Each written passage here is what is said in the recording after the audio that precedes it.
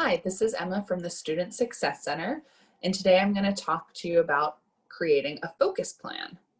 A focus plan can be used to help you prioritize all the different assignments that you have coming up to figure out which ones need to be completed first, help you define the task, so what your actual assignments are and what you need to do. It'll help you break that task into smaller pieces so that it's manageable and you know about how much time you need to devote to it. And then lastly, it'll help you create a schedule so that you can have everything mapped out as to when you're going to complete this assignment. I hope it's helpful. And if you have any questions at the end of the video, please contact the Student Success Department. You can email me at sscga@loyola.edu. Okay, so step one is prioritized. The first part of creating a focus plan is to list all upcoming assignments that you'll need to focus on in the next week. Refer to your planner for the dates that everything is due or check in on the syllabi that your professors have posted. You'll create a prioritized list starting with the most important assignments that are due first at the top and then the less important assignments that are due later at the bottom. So I'll create a list as an example. So number one, let's say, is English reflection essay. And that's due on Tuesday, 9/29. Then let's say read for world history.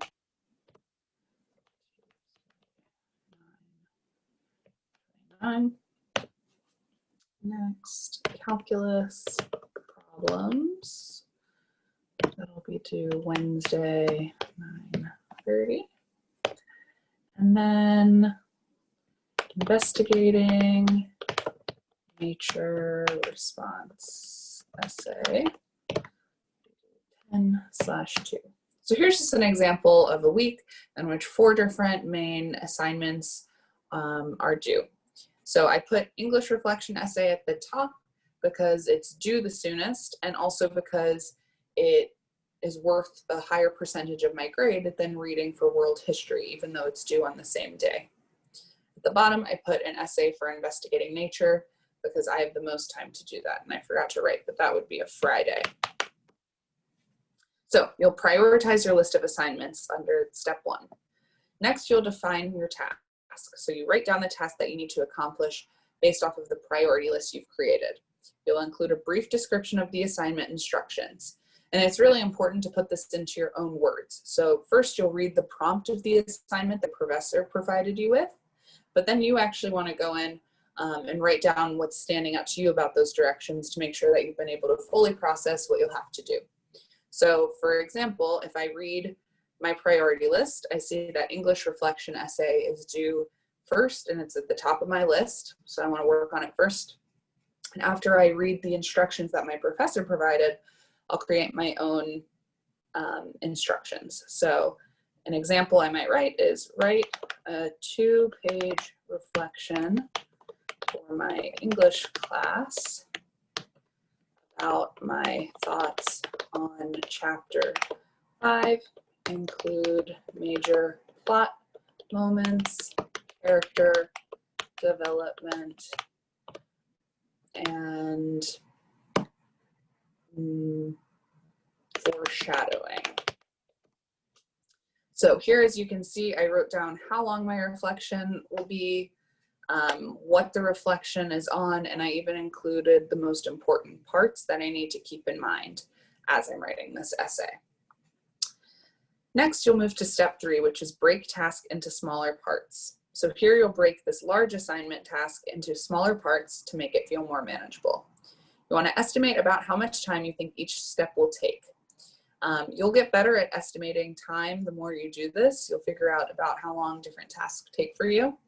But below, I included an example. So I broke down this assignment for the English reflection into different task parts and estimated about how long it could take me. So the first part of writing this English reflection is to reread the prompt that the professor gave me, underline the most important parts, and make sure I've processed that. I said about 5 minutes for that.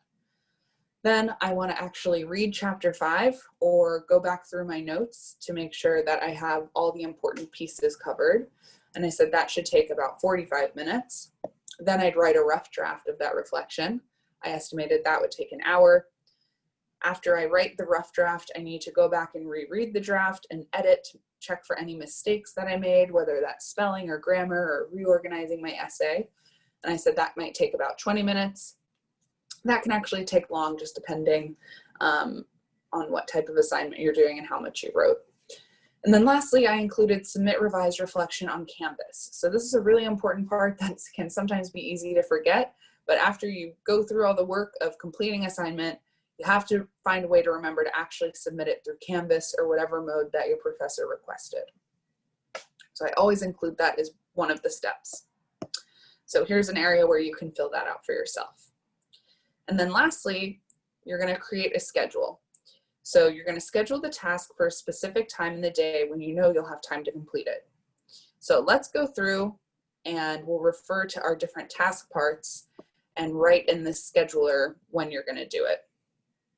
So the first two things that were tasks that we said were to reread the reflection prompt and to go through chapter 5 and your notes and make sure that you have all the material needed for your prompt. So here, I'm going to write down in my scheduling part, read reflection prompt and reread chapter 5 and class notes. And I'll say after math class at 1 p.m. The way I'm going to remind myself is I'll set a phone reminder. The next task that I have to do is write a rough draft of the reflection. So here I'm going to say write rough draft.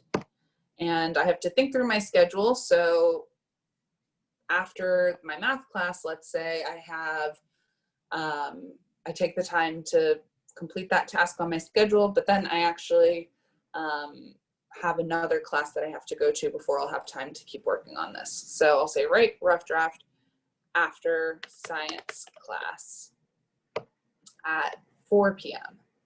And the way I'm going to remind myself to do this is I'm just going to say walk straight to library, oops, after class. And I'll make a note in my science notebook to do this. Next, after I've written my rough draft, let's say I get hungry, I want to go have dinner. So the next time I'll have time to work on that is after dinner.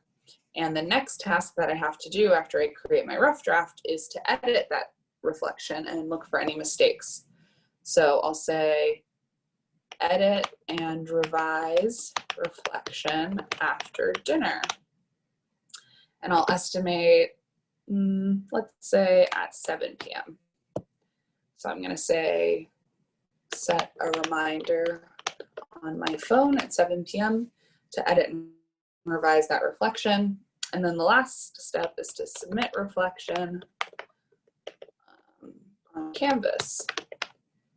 And the way I'll remind myself to do that, I'm also going to set a phone reminder. I'm also going to enable my notifications on Canvas, and this way I can get emails for when things are due. Step 5 of this whole focus plan process is to repeat steps 2 to 4 until the list is complete. So after you complete your first task on your priority list, which was the one at the top, you're going to check it off and move on to the next item. And you'll just keep completing steps 2 to 4 until you finish your whole list. So for example here, since after I finish writing my English reflection essay, I can go up to the number 1 thing on my list and delete it or check it off. And then you'll see here that now I have one less thing on my list and the next most important thing has moved to the top.